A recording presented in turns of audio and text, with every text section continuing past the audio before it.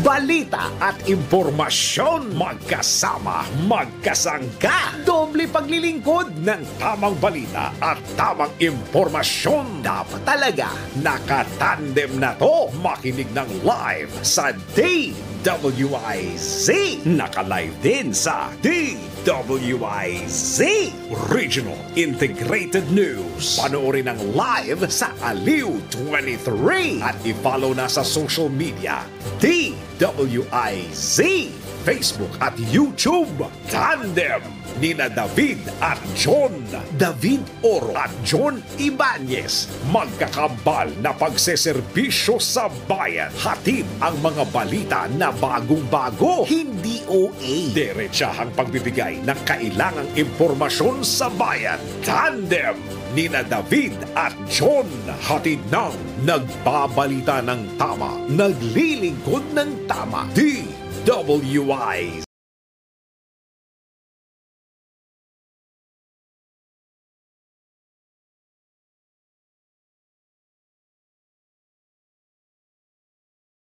Headlines sa inyo po nag-iisang tandem. Tandem. Bulkang Mayon muling nag-alboroto. Tandem. Nasawi sa pagbaha sa Davao Region, sumampa na sa 17. Tandem. Limang upang lalawigan makararanas ng tagtuyot ayon sa OCD. Tandem. Pag-angkat naman ng baka, buffaloes at buffaloes mula sa ilang mga bansa ay pinagbawal ng DA. Tandem. Linggo ang pagdinig ng Senado sa Economic Chacha, aarangkada na ngayong araw. Tandem.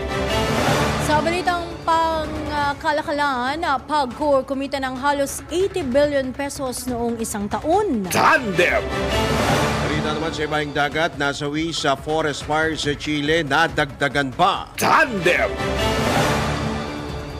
Balitang showbiz, nakakaantig ng puso, Dingdong Dantes, humagulgol sa MIFF. Tandem.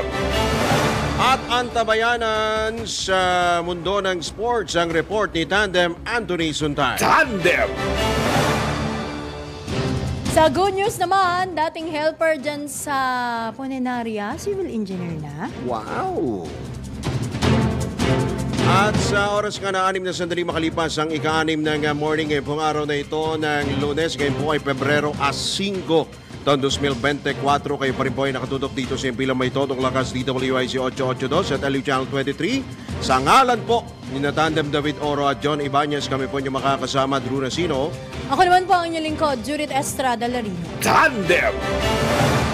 Sa detalye nga ng mga balita, naka-alerto na ang mga otoridad sa lalawirang Albay matapos magbuga muli na usok at abo ang Bulkang Mayon. Ito sa kabilangan ng inilabas na ulat ng Albay Public Safety and Emergency Management Office na walang dapat ipangamba sa naitalang phreatic eruption. Matatandaan kahapon, alas 4:37 ng hapon, nang magbuga muli ng usok at abo ang Bulkang Mayon na may taas na 1,200 metro. Tandem. Sa kaugnay na balita, kinumpirma ng PVOX, Philippine Institute of Volcanology and Seismology, na nagkaroon ng phreatic eruption ang Bulkang Mayon kahapon. Ayon sa PVOX, nagsimula ang pag-aalboruto ng bulkan dakong alas 4:37 ng hapon na tumagal ng 4 na minuto at 9 na segundo. Naitala sa bulkan ang rockfall event sa pyroclastic density, currents, gayon din ang pagbuga ng 1,200 meters na plume patungo sa timog kaluran na bahagi ng bulkan. Kaugnay nito, sinabi ni PVOX Director Teresito Bacolcol na sa ngayon ay wala namang naitatalang ashfall sa lugar. Nananatiling nakataas sa alert level 2 ang nasabing bulkan. Tandem.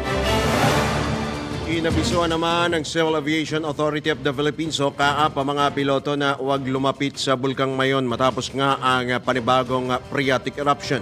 Batay sa inilabas na notice to airmen o NOTAM ng CAAP, pinapayuhan ng mga piloto na huwag lumapit hanggang 10,000 feet mula sa tuktok ng Mayon dahil mapanganib sa mga eroplano at anumang sasakyang panghimpapawid ang abo na ibinubuga nito. Una nang iniulat ng PHIVOX na nagbuga ng abo ang mayon alas 4:37 ng hapon, kahapon po yan, kung saan umabot sa 1,200 metro ang taas nito at tumagal ng 4 o mahigit 4 na minuto. Tandem! Samantala, umakit na sa 17 katao ang patay sa pagbaha at pagguho ng lupa sa Davao Region. Ayon kay Davao del Norte Provincial Disaster Risk Reduction and Management Officer Glenda Deli, 7 ang nasawi sa probinsya kung saan 5 sa mga ito ay sa Kapalong dahil sa landslide, isa sa Santo Tomas at Asuncion matapos ngang malunod. Inulit naman ni Davao de Oro Provincial Information Officer Fe Maestre na 10 ang nasawi sa lugar dahil sa pagguho ng lupa.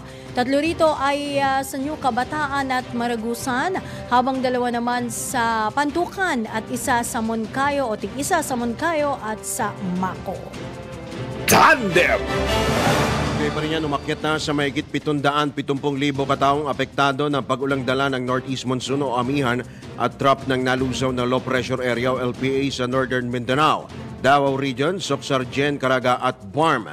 Batay ito sa pinakuling datos ng National Disaster Risk Reduction and Management Council. Aabot sa mahigit 200,000 pamilya ang katumbas po yan ng mahigit 200,000 pamilya sa 508 mga barangay. Mula sa nasabing bilang, nasa 71,000 katao o nasa 24,000 pamilya ang nananatili sa mahigit 300 evacuation centers, habang nasa 318,000 katao naman, katumbas po yan ng halos 75,000 pamilya na nanunuluyan sa kanila naman pong mga kamag-anak o kaya sa kanilang mga kaibigan. Tandem!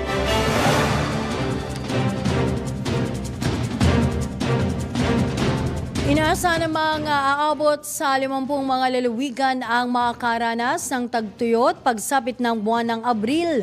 Ito ang inanunsyo ng Office of Civil Defense sa gitna ng epekto ng El Nino phenomenon sa bansa. Ayon kay OCD Undersecretary Ariel Nepomuceno, nabawasan ng 60% ng kadalasang pag-ulan sa Apayao, Ilocos Norte, Bataan, Kalinga, Cagayan, Palawan, Cavite at Zambales sa loob ng 5 buwan. Kaugnay nito, nababahala rin si Undersecretary Nepomuceno sa pagbaba ng level ng tubig sa mga dam bagamat hindi pa ito ganoon kabilis. Tandem! Isinusulong naman ni Pangulong Ferdinand Marcos Jr. ang paggamit ng solar power irrigation sa mga sakahan. Ito'y bilang bahagi pa rin ng preparasyon ng pamahalaan sa posibleng epekto ng El Nino phenomenon at mapataas ang produksyon at kita ng mga magsasaka. Sa ginanap ng ceremonial palay harvesting sa Candaba, Pampanga, inihayag ni Pangulong Marcos na ito'y bahagi ng kanilang napag-usapan ni Agriculture Secretary Francisco Tiu Laurel Jr. matapos nga ang naging pagbisita ni PBBM sa Vietnam. Nangako naman ang Pangulo na hindi pababayaan ang mga magsasaka sa pamamagitan ng paglalaan ng 31 billion pesos sa National Rice Program para sa taong 2024. Layunin din ng proyekto na paigtingin ang mga programang tulad ng production support, extension services, research and development at irrigation network services. Tandem!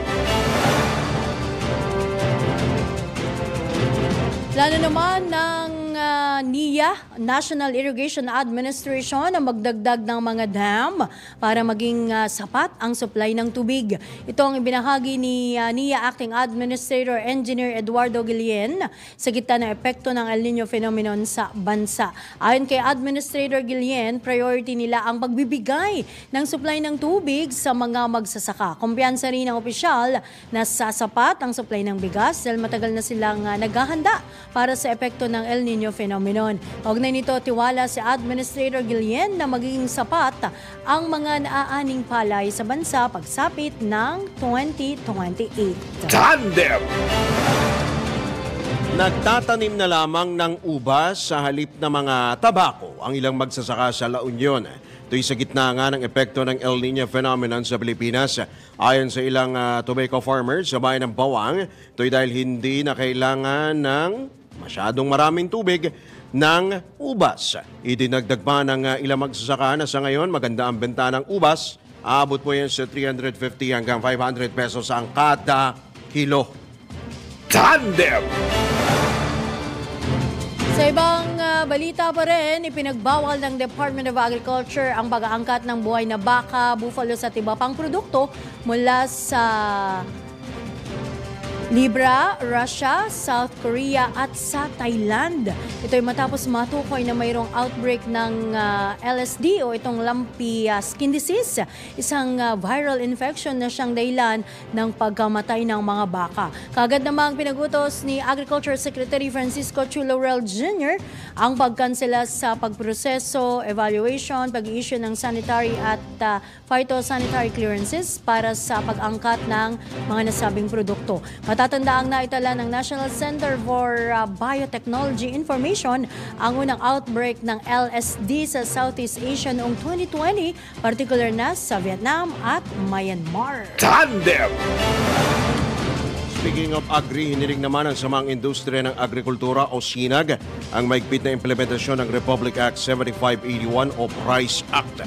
Ito'y matapos sa mamonitor na tumataas ang presyo ng meat products sa merkado. Ayon kay SINAG President Engineer Rosendo So, maaring ang delivery ng karne sa mga retailers ang dahilan kaya tumataas ang presyo nito pagdating sa mga pamilihan. Nabatid ng farm gate price ng karneng baboy sa Luzon ay nasa 180 hanggang 190 pesos. Kaya't dapat 285 pesos lamang hanggang 300 pesos ang presyo po ng kada kilo ng kasim. 320 hanggang 330 pesos lang dapat ang presyo naman ng yempo. Samantala, tiniyak naman ni So na sapat ang supply ng agricultural products sa bansa gaya ng baboy, manok at itlog. Tandem!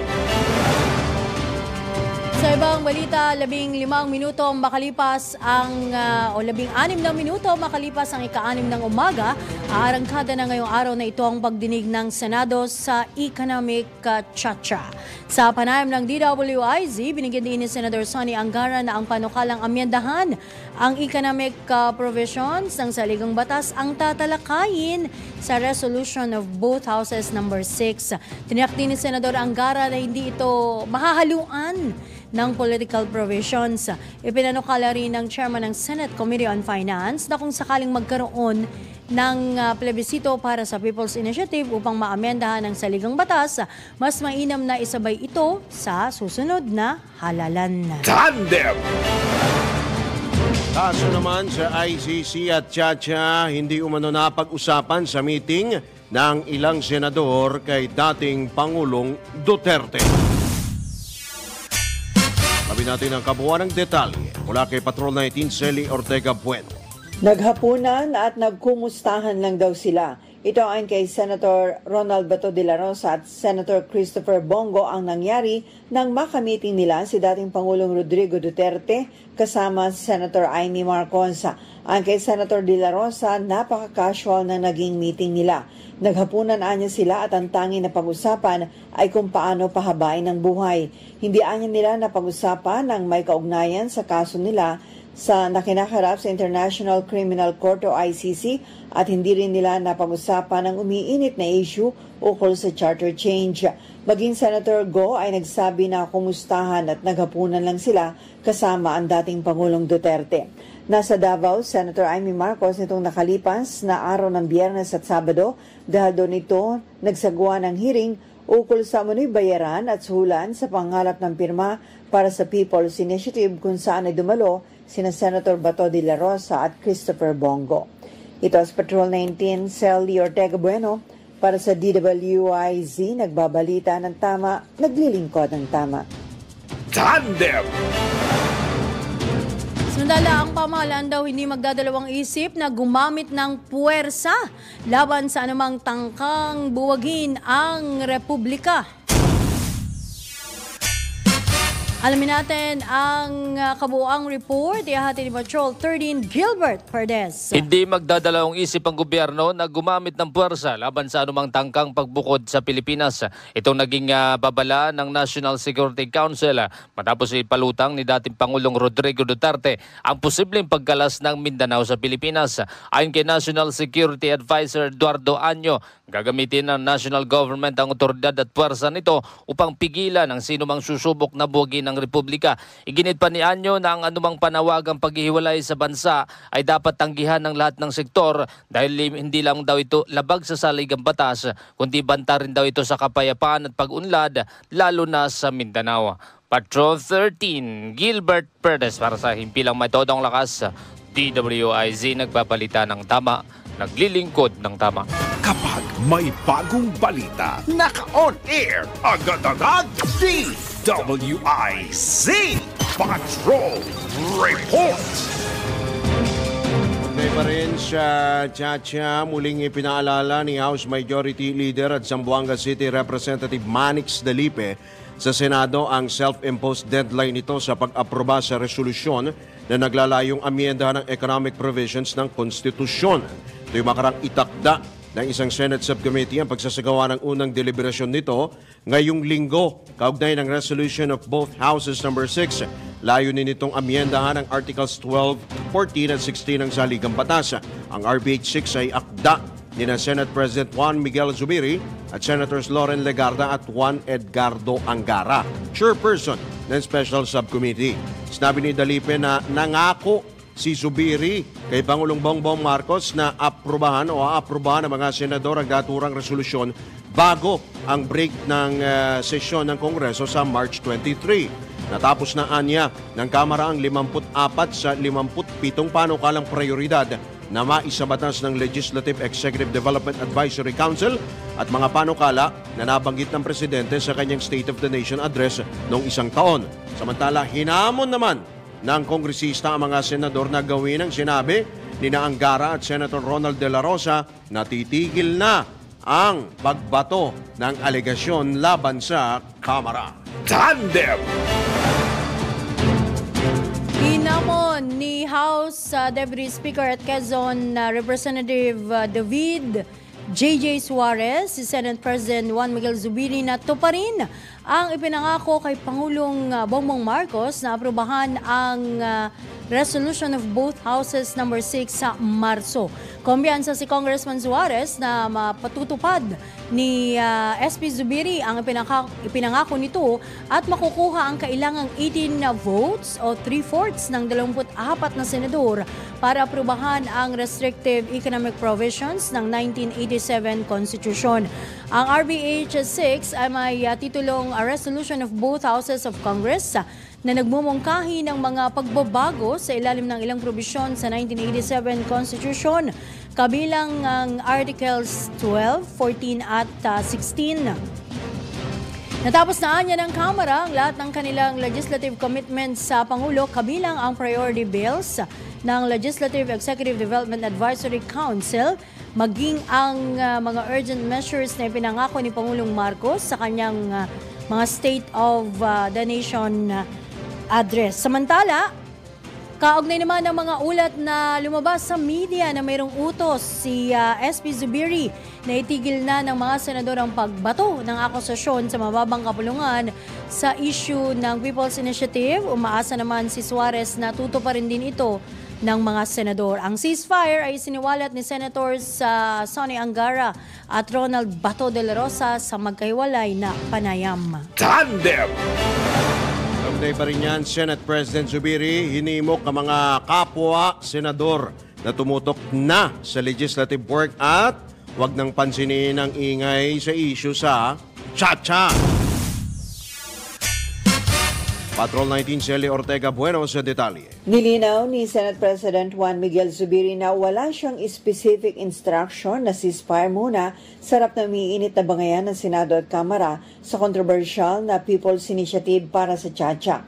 Ayon kay Zubiri, sinabihan lang niya ang kanyang mga kasamahang senador na balik trabaho na, pagtuunan na ng panahon ang kanilang legislative work at huwag nang pansinin na ang mga ingay o bangayan ukol sa Chacha. Una rito sa panayam ng DWIZ, nabanggit ni Senator Sonny Angara na nasabi ni Senate President Zubiri na medyo mainit na ang bangayan, baka masyado daw nang madistract ang Kongreso at baka magka-personalan na kung tuloy-tuloy ang sagutan. Sinabi naman ni Senator Ronald Bato de la Rosa Nasang-ayon siya na itigil na muna ang bangayan, sagutan at batuhan ng putik sa Asian and Chacha. Sa halip ay pagtuunan muna niya ng pansin ang pagtulong sa mga kababayan natin sa Davao na matinding napinsala na mga pagbaha kung saan meron ng mga nasawi. Maging Senator Amy Marcos ay sumang-ayon muna na awat muna sa bangayan at atupagin na muna ang pagsusulong sa pangay o pagtulong sa mga nangangailangan nating kababayan. Ito sa Patrol 19, Sally Ortega Bueno para sa DWIZ, nagbabalita ng tama, naglilingkod ng tama. Tandem! Samantala, ang lalawigan ng Pampanga, 100% daw ang suporta kay PBBM. Ang mga detalye sa ulat na yan ni Patrol 13, Gilbert Perdez. Nagpahayag ng buong suporta ang lalawigan ng Pampanga kay Pangulong Ferdinand Marcos Sr. sa gitna ng mga batikos at akusasyon na binabato laban sa kanya. Sa isang event ng dinaluhan ni PBBM sa bayan ng Candaba sa Pampanga, ipinunto ni Candaba Mayor Rene Estacio Maglangke na hindi raw naniniwala mga Kapampangan sa mga paratang laban sa Pangulo. Ayon kay Maglangke, batid ng kanilang bayan na layunin ng presidente ang pag-angat ng kalidad ng buhay ng bawat Pilipino. Binigyan din pa ng alkalde na mahal na mga taga-Pampanga si Pangulong Marcos at 100% daw ang suporta ng kanilang bayan sa Pangulo noong eleksyon. Dagdag pa ng alkalde sa kanilang bayan ay nagkakaisa raw ang mga nasa pwesto at nagtutulungan ang mga mamamayan para sa ikabubuti ng bawat komunidad. Patrol 13, Gilbert Perdes para sa Himpilang May Todong Lakas. DWIZ, nagbabalita ng tama, naglilingkod ng tama. Kapag may bagong balita, naka-on air, agad-agad, DWIZ Patrol Report! Alright, sa oras po na 31 sandali makalipas ang ika-6 ng umaga. Sa inyo pa rin po nag-iisang tandem. At ngayon pong araw na ito, pag-usapan po natin, of course, mag-almusal po muna tayo. Tayo po ay silog. Diba? Silog. Scrambled gusto ko. Actually, Maraming kanina, sibuyas yan at din ang maraming almusal ko eh. kamatis. Yan, sinangag, tuyo, tapos itlog. Yan ang almusal ko kanina. At speaking of itlog, mga katodos, eto na. gugulong na po ang issue po na yan dahil nasa kabilang linya na po natin ang Philippine Egg Board Association President na sa katauhan po ni Ginoong Francis. Sige, mamaya babalikan po natin yung itlog ni Ginoong Francis Uyihara dahil napakahalagang balita nito, Ate Juday. Uy, ayan yung talagang sabi ko nga kanina, no? Sa Arangkada Balita. Yan yung parang go-to mo eh, no? Pag wala kang ulam, bili ka lang ng Nagtataka itlog naman dyan. ako. Wala, 10 piso. Ang farm gate price ay mura. Tapos ang mahal benta. Ba't ganun? Ba't ganun? Diba? So, mamaya po, susubukan po nating basagin ang issue po na ito kaugnay po sa itlog maya-maya lamang sa atin pong abang tinatawagan po si Ginoong Francis Uyihara. Tayo po muna ay magbigay daan sa ilang mga balita.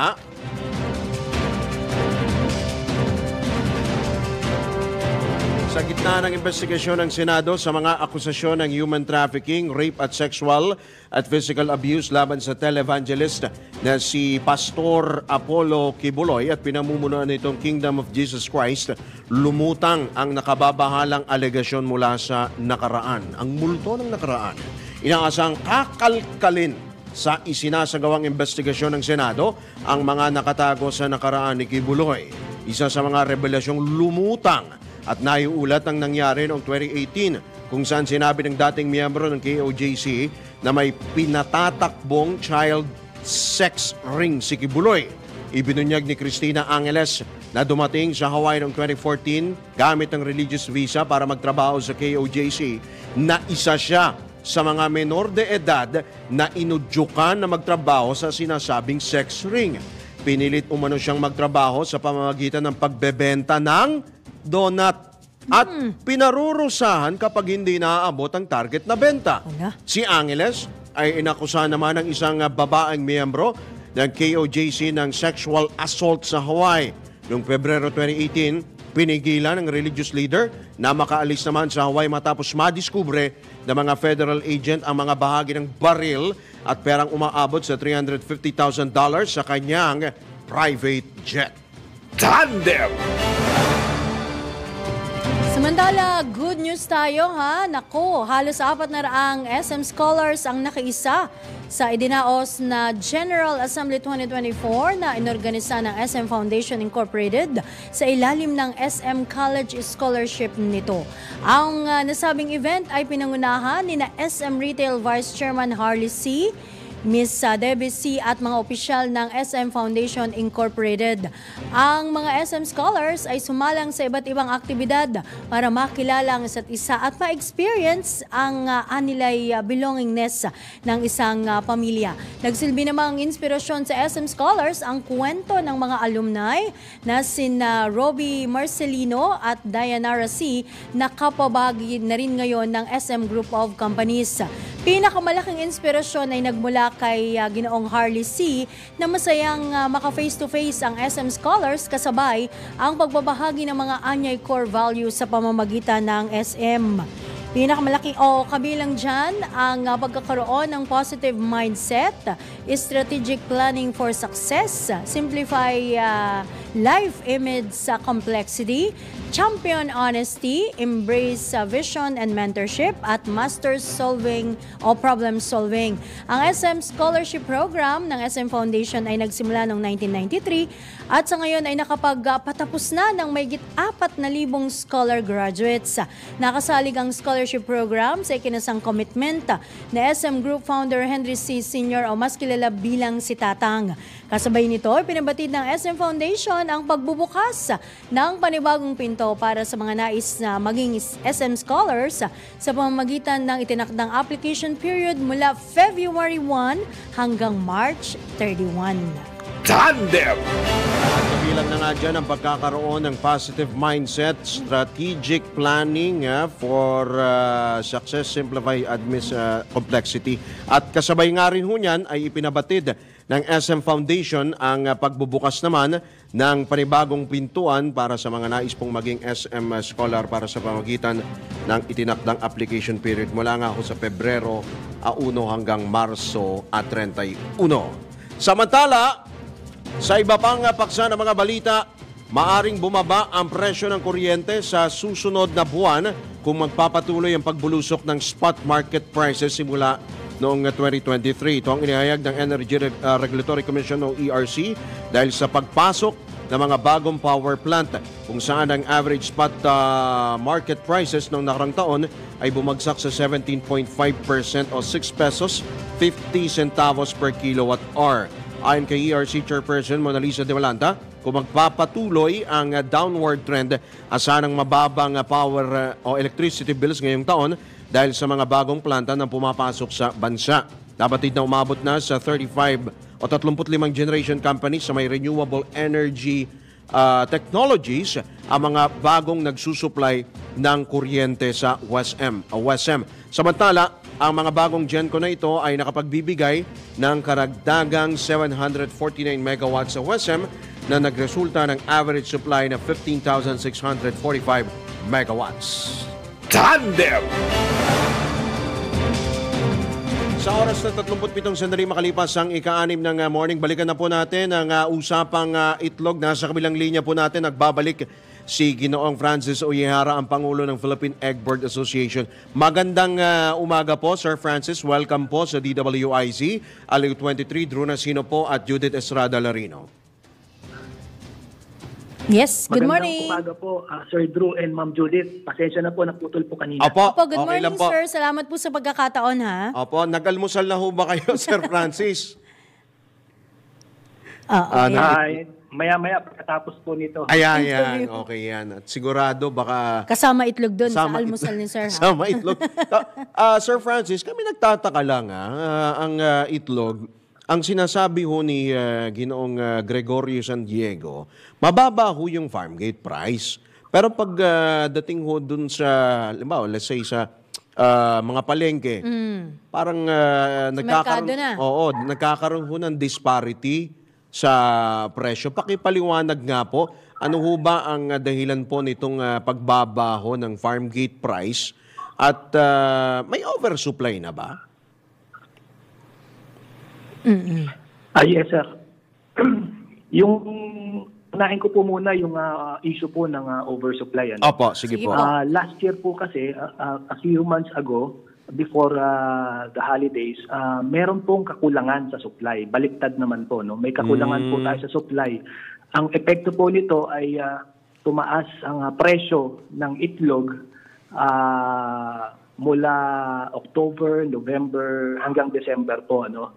Ang Peak season. epekto po nito Holiday ay kasi. tumaas po yung demand at Aha. ang presyo ng itlog. Ngayon po, may mga farms po kasi, no, na pagka tumataas ang itlog, marami po sa kanila yung seasonal o yung nagdadagdag ng manok tuwing may pagtaas sa presyo ng itlog. Kasi po, nalugi po sila last year. Ano? Opo. Kaya hinabol po yung demand towards the holiday season. Mm.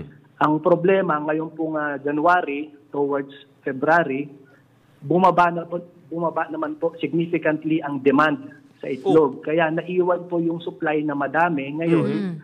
At ngayon po ay bumaba ang demand. Ang epekto po nito, yung presyo po ng itlog ay bumaba na din po. Dapat nga. Oo. Pero tataka naman ako kung mababa ang presyo ng itlog. 'Di ba dapat may kasi yan nga ang pinakamura, 'di ba? So dapat yan ang tatangkilikin, yun ang mura. Pero ngayon baligtad ho ang sitwasyon, bumaba pa pala ang demand, Sir Francis. Opo. Yes po, ano. Actually, ano po, no, yung sinasabi po rin ni Sir Joji San Diego na may disconnect po ang Yes. presyo ng farm gate Yun na nga. price at yung retail, ano. Ngayon po kasi nagbababa po ang presyo ng farms. Pero ang kadalasan, ano, ang kadalasan pong nangyayari sa retail, sa market, sa consumer, hindi po nila sinusundan yung pagbaba. Naiiwan po yung presyo sa mataas. Kaya po hindi po nararamdaman ng mamimili o ng consumer yung price difference po. No? Dapat sila po ang nakikinabang sa price difference tuwing bababa po ang presyo ng itlog sa mga farms. Yun po ang nagiging problema. Pero ano ho ba dapat o magkano ba talaga dapat ang maging presyuhan? O magkano ho ba in the first place yung farm gate price po ng Halimbawa, itlog? sa maliit, medium, Oo, o large. Depende nga sa size, no? Gamitin po natin yung size na medium. Ano, Medium. Yan, as sige benchmarking. po. Medium. Noong kapaskuhan, ang presyo po ng medium, naglalaro po yan sa 7 pesos hanggang sa 7.40, 7.50. Ito po yung holiday season. Ngayon po, ang medium po ngayon, naglalaro na lang po sa pinakamababa, 5 pesos. Meron pong 6 pesos pa po. Depende sa farm, depende sa lugar, depende po doon sa laki ng kanilang production. Ano? Okay. Mahigit 2 piso na po ang binaba ng presyo ng itlog sa farm gate prices. Ngayon po, kung ito po ay translate po natin sa retail, sa mabilis lang pong computation, ano, hindi naman po kasi kami nag-retail, ano. Pero ang pagtansya ko po dito, dapat po ang patong po dito hanggang 1.50, siguro hanggang 2 piso. Malaki na po yung 2 piso, ano. Itubo na yun. Ito po kasi yung, just to cover po yung biyahero at yung retailer. Okay. So 150, yun na yung pasa sa retailer. Yun yung patong nila. Patong na nila mula dun sa farm.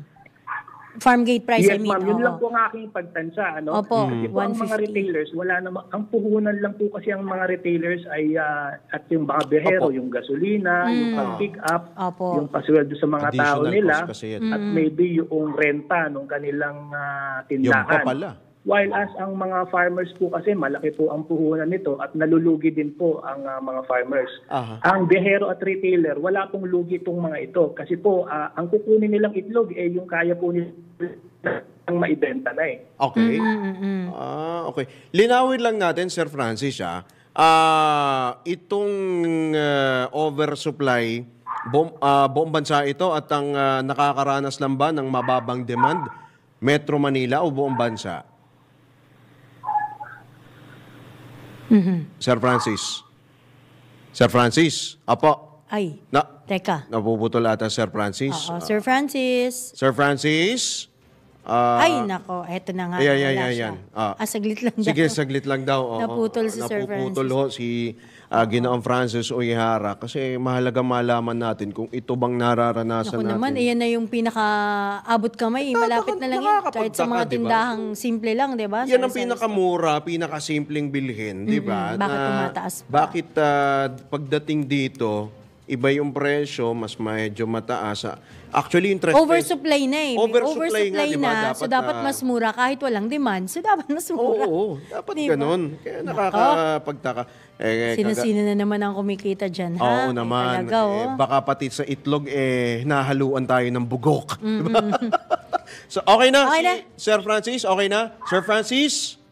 Apo, Yes po, good morning po ulit. Apo, Sir Francis, ang tinatanong ho natin kanina, ito ho bang nararanasan ho natin na demand, yung mababang demand, sa Metro Manila lang ba ho ito? O mga may particular na lugar o sabi natin buong bansa ito? Ang monitoring po namin, sir, buong Luzon po meron pong surplus po ngayon ng itlog. Ang monitoring po namin sa Visayas, Mindanao, stable naman po ang presyo pero wala naman pong shortage, Okay. Pero hindi naman po katulad dito sa Luzon na medyo marami pong sobrang itlog. Okay. So anong ang ginagawa pong hakbang ng PEBA dito po sa issue po na ito? Anong gagawin doon sa mga sobra-sobrang ihayaan na lang ba natin na mabugok yung mga itlog ho na yan? Hindi mapapakinabangan yan. Baka pwede pa mapakinabangan ho yan, Sir Francis. Ngayon po, meron po tayong tinatawag na natural correction sa industriya. Kami po sa ating association, sa Philippine Egg Board Association, wala po kasi kaming kapangyarihan na magdikta ng presyo. So kung ano po yung current prevailing prices, yun po yung nangyayari. Pagka po umabot sa pagkalugi, katulad po ngayon, medyo meron na pong mga naluluging mga farms. Ang ginagawa po ng farms, normal reaction po niyan ay magbawas ng mga alagang manok. Kasi po, nagbabawas po kami na ang mga expenses tsaka operational cost. Ito po yung nangyari early last year.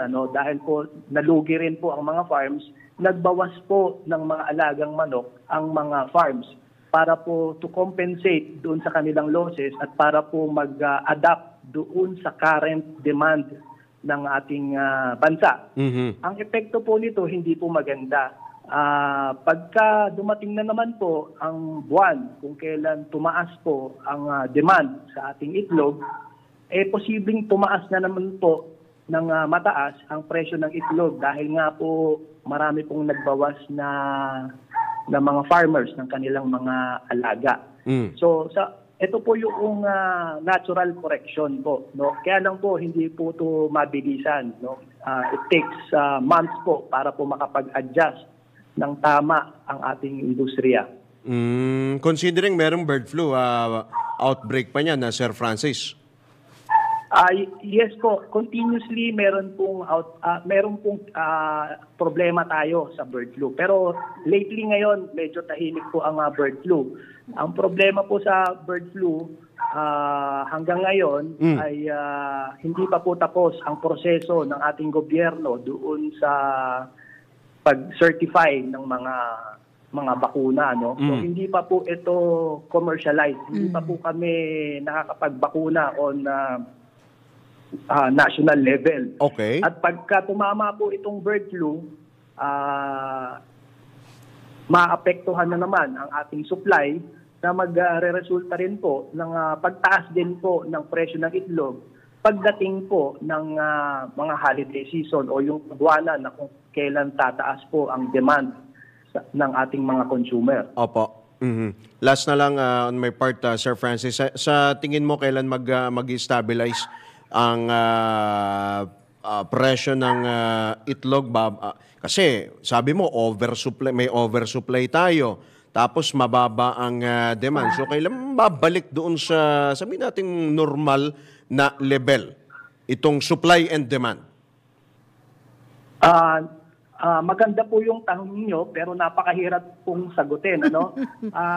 Para po magbalanse ang demand at ang supply, kadalasan taon po ito, no, taon. Itong problema po natin na ito ay last year pa po ito nagsimula. No? Ang problema po is yung extreme na pagtaas ng presyo ng itlog at yung extreme na pagbaba ng presyo ng itlog. Ang gusto po kasi natin is yung stable o yung pantay lang, ano, yung may kita ang mga farmers, at the same time hindi po ganoon kataas ang presyo sa retail. Napakahirap po itong makuha since ano po to law of supply and demand, no. Ngayon po may free market po ito. Pero ngayon po continuously sa under the office of the DA, dire-diretso po ang ating communication sa gobyerno regarding po kung ano po ang pwedeng gawin, ano, katulad po ng pag-advertise at pagpo-promote ng egg consumption. So ngayon po kasi nananatili po kasi talaga na ang Pilipinas ay mababa po ang per capita consumption kumpara sa ibang mga bansa katulad po ng Japan. Also, napag-uusapan din po namin with the government yung mga egg feeding program in partnership with DepEd and DSWD. Export ba natin yan? Opo, iba't ibang mga egg processing din po at ine-explore din po natin yung pag-export ng itlog at yung egg processed products. Mga ilan lang po ito dun sa ating mga pinag-uusapan with the government. And we are hopeful na matuloy po ang mga ito. Maganda naman yung quality ng mga itlog natin. Sobrang maganda naman ang talagang masasabi natin na pang-export talaga. World class tuloy. Diba? Hopefully, ay ma-address na po natin yung pong issue na yan. At Sir Francis, sa mga susunod na araw, kami ay hingi sa inyo ng update kung ano na ang issue sa inyo pong itlog. At marami pong salamat. Sir Francis, magandang umaga po muli, Yes po, marami pong salamat sa salamat din po. Opo. Thank you po. Ingat po kayo, Sir Francis Uyihara, ang Pangulo po ng Philippine Egg Board Association o PEBA. Sa pagkakataon ito, tanggap po tayo ng pag-uulat, isa pang report mula sa labas ng himpilan. Malacanang tiwalang magtatagumpay ang commitment nitong maihatid ang transparent public service. Mula Palasyo, ihatid niya ni Patrol 13, Gilbert Perez. Go, Gilbert! Patrol 13. Mula sa Malacanang, si Patrol 13 Gilbert Perez. Kumpiyansang Malacanang na magtatagumpay ang layunin nitong ipatupad ang efficient at transparent public service na target ng Marcos administration. Ayon kay Executive Secretary Lucas Bersamin, sa pamagitan daw ng mga tinatawag na transformational measures, magakamtan ng gobyerno ang minimiting pagsasaayos ng mga institutional na proseso at maiwasan ang tinatawag na pagkakataon ng mga pagkakataon para sa katiwalian sa mga transaksyon sa pamahalaan. Sinabi ni Bersamin na sa pamamagitan ng digital transformation, maaaring maiparating ng gobyerno ang nararapat na serbisyo sa mga mamamayan habang lumalakas ang tiwala ng publiko. Paliwanag ng opisyal, sa ilalim ng sinusulong na digitalization ay mas mababawasan ang posibilidad ng anumang di kanais-nais ng transaksyon o anomalya. Patrol 13, Gilbert Perez para sa himpilang may todong lakas. DWIZ, nagbabalita ng tama, naglilingkod ng tama. Kapag may bagong balita, naka-on air, agad-agad, DWIZ Patrol Report! Alright, maraming salamat si Patrol 13, Gilbert Perez. Tayo po ay muling magbigay daan sa ilang mga paalala mula po sa ating mahal na himpilan. Oras, 1 minuto na lamang bago sumapit ang ganap na alas 7. Tandem! This is the news and information station of Aliu Broadcasting Corporation. Nationwide, worldwide, and netwide. Broadcasting live from City State Center, Pasig City, Philippines. Ito ang DWIZ. Nagbabalita ng tama, naglilingkod ng tama sa lahat ng Pilipino.